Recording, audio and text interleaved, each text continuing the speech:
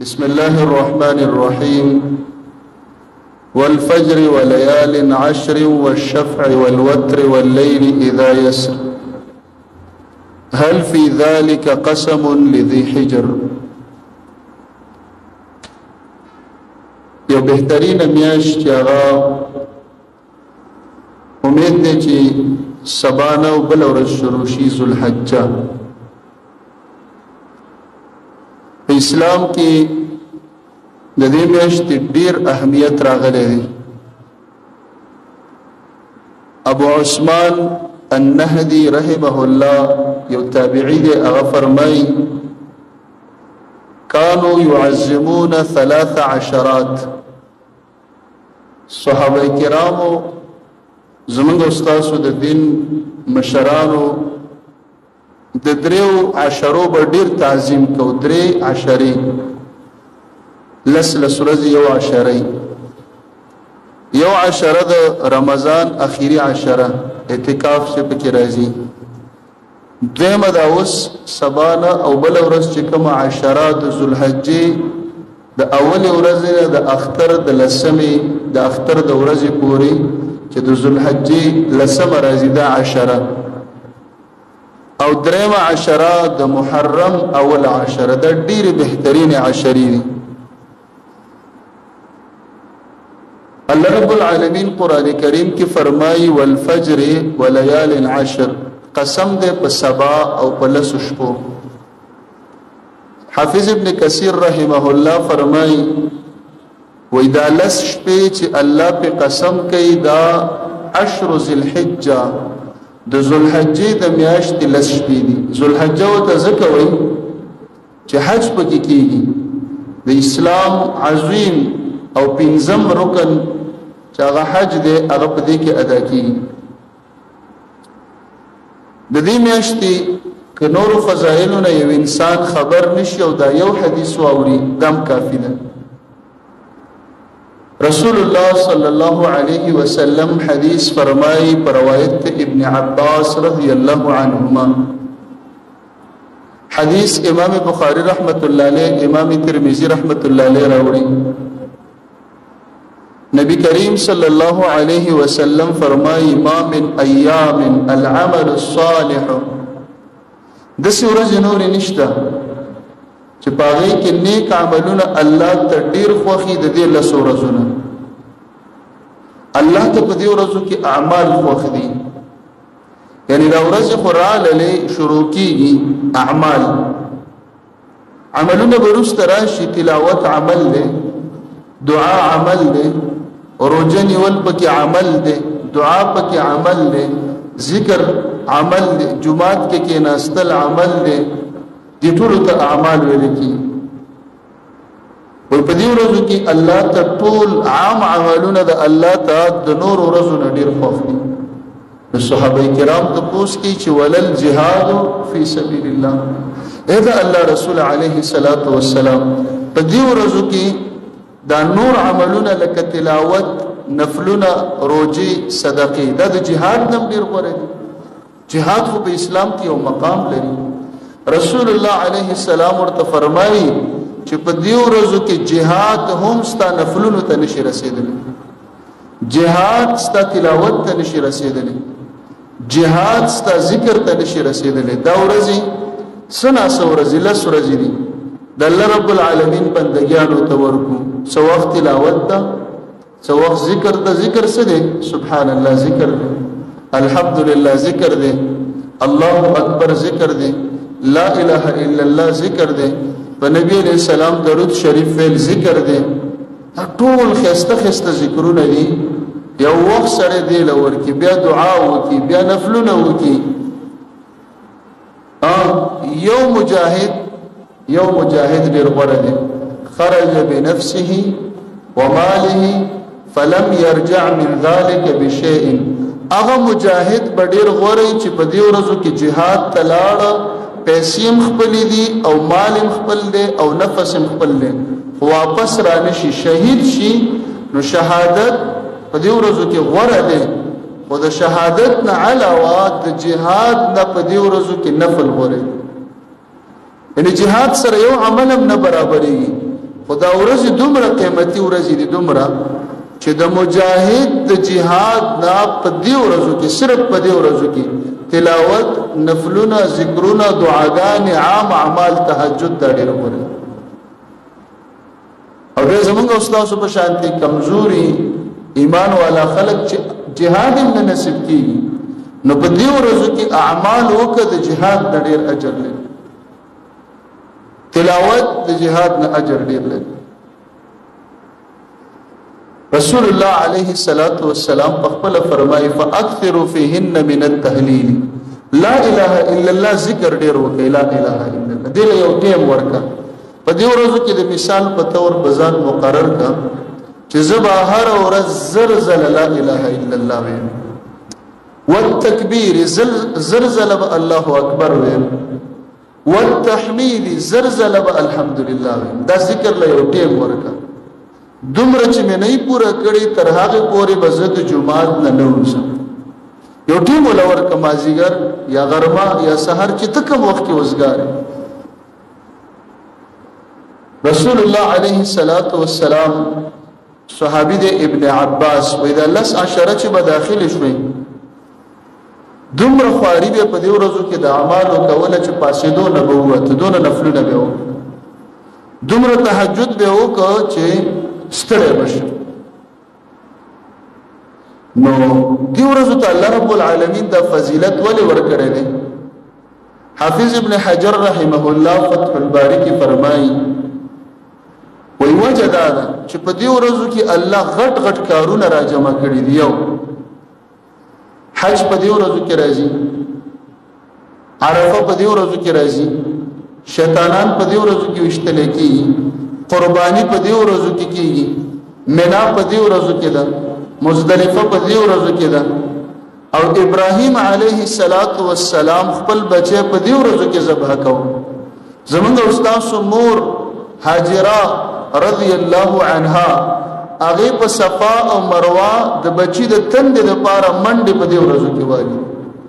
د دومره قیمتي ورځې دي ځکه په کې اعمال پکار دي اسنه چې موږ شیطان دوکه کې شیطان را پسې دي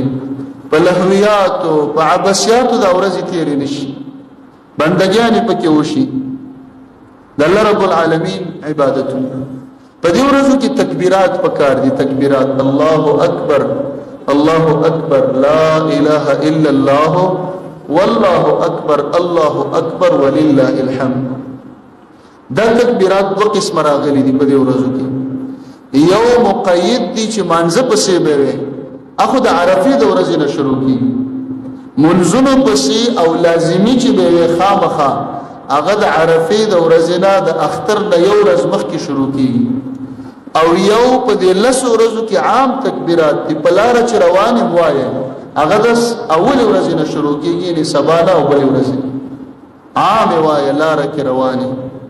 وی ابن عمر او ابو هريره رضی الله عنه بازار ته په دې ورځو کې وتل اخستل خرڅول سودا به نه کوله بازار کې به چکر دې د پاروالو چې روان بو او دکاندارانو ته به ویلي چې تکبیرات وایي سناسه اورس کې او لزل خو تکبیرات په دې ورځو او بیا چې کله د عرفه ورځ رااله بیا به د منځونو په سیخه مخاوي او وس په دې ورځو کې چې عام هر وخت دی ویل بلار دی ویل بستر کې دی ویلي دکان کې دی ویلي یو وخت یو 2 منټ ټایم خو دې ته سړی ورکول شي په دې باندې به څومره وخت ولګي الله اکبر لا اله الا الله والله اکبر الله اکبر ولله الحمد بل په دې ورځو کې رسول الله صلی الله علیه وسلم بل خبر ادا فرمای وَإِذَا رَأَيْتُمْ هِلَالَ ذِي الْحِجَّةِ کله چې تاسو د ذوالحجې سپوږمۍ ولیدله او تاسو کې د چا اراده وي چې قرباني وکړي د قربانۍ اراده د چاشتا او دا میاشت ولیدله نو نوکان به نه کټ کوي وخته به نه واړه کوي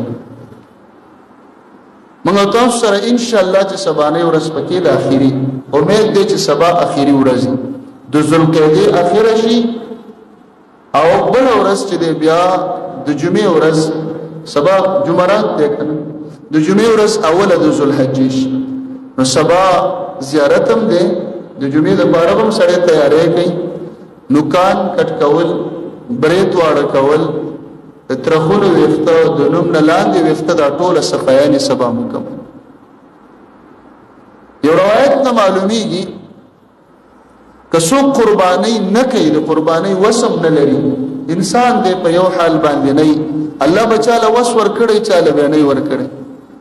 هغه دې هم په دې ورځو کې خپل ویښته او خپل نوکان نه کټ کوي نه دی واړه کوي الله رب العالمین بدته د قربانۍ والا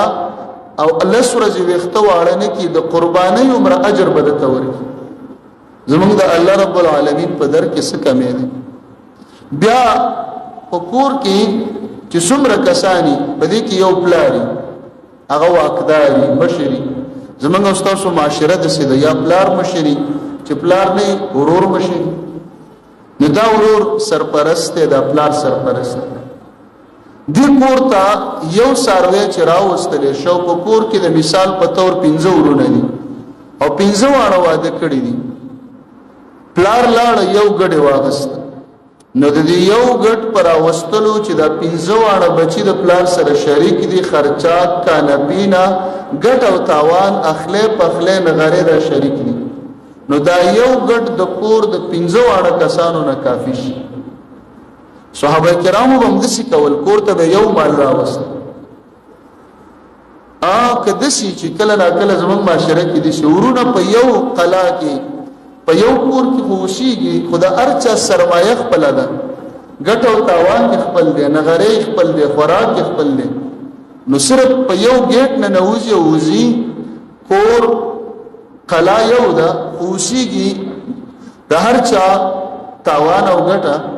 ارس جدا جدا دي نو بیا به هر یو کس ځان له قرباني کوي او کچر تورونه او پلار مشترکی او دوی ګټ او تاوان یوي پخله یو دی او یوي واقدار دی یوي مشر دی نو چې دا یو پلار ک یو ګډ راولي د ټولو وشو او ک یو پلار یو غویا یا یو میخه یو سنډا راوست نو پدې کې د نګیند مشو د زامنو مشو د مور او پلار مشو او که خويندې وسره په دې کور کې ناواده شوی خويندې وي دا به قرباني مشو یعنی غرض دا دی چې کله کور مشترکی نو په یو ساروی باندې د ټولو غاړه ازاديږي کدا ګړي کچېلې او کدا غویا او سنډا او کدا میخه او کوی خو په دې ورځو کې چې کله دا ورځ را داخلي شي نو ټول مسلمانانو له پکار دي چې نوکان مکان دا واړه کول د دې نظام وساتي دا هغه چا په باره کې چې قرباني نه کوي لکه مثال پلار قرباني کوي ورونه بچی دي لپاره مستحب ده چې واړی نه کوي او مور او پلار دا پلار چې قرباني کوي په د لازمه ده شریعت او تویلی دي چې ته بنوکان نه واړه کې ته ډېر خیال ساتي باقی د عام خلکو لپاره خو مستحب شي د مثال په تور دا پلار ده دا سره شریک بچی دي دیمه د ویختو واړه کولو نوکانو کټ کولو نه ډیر ځان ساتي دي نورو د پاره غوړه کوي که ثواب کوي نه ګناګاری نه او دې چې نوکان په دې لسو ورځو کې واړه کوي به ګناګاری نو د اغه نه مخکې سبا ورځو سره نه مشر دې واقدار دې قرباني کوي چاړه لاره کوي بچو له اختیار ورکړي دي یا ورور دې ورونو له اختیار ورکړي دي نو دې خپل نوکان خپل ویختو چې کوم ته موږ ته سنت وای سنت دی برابر کی نور چې کوم خبرې د دې سره تړلې هغه به ان شاء الله بیا بل ورځ بل درس کې وای مختصر د قرباني ضروري خبرې وکاو الله دې موږ تاسو ته د عمل توفیق راکړي او الله رب العالمین دې زموږ استادونه راضي شي او دا الله ورځې بهترین ورځې دې الله موږ په خپل عبادتو کې قبول کړي او کومه سستۍ ناراضتۍ چې موږ تاسو کې راځي الله رب العالمین دې غزا موږ نه لري کړي او رب العالمین دې په دې ورځو کې او خاص کر د عرفه پورز موږ تاسو ټول د وره آزاد کړي څومره مسلمانانو چې د قربانۍ اراده کړې دي یا مالونه غستې دي الله رب العالمین دې د هغه د قربانۍ د نیتونه په خپل دربار کې قبول او منزور کړي او چې د چا وس نشته دي الله رب العالمین استاب خزانو کې هیڅ کبه نشته د دې پاک عمل د دې خپل عمل توفیق او وس او طاقت او ور نصیب کړي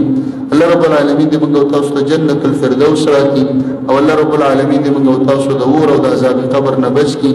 یا الله د رحم او د خیر بارانونه نازل کړي وصلی الله تعالی علی خیر خلقه محمد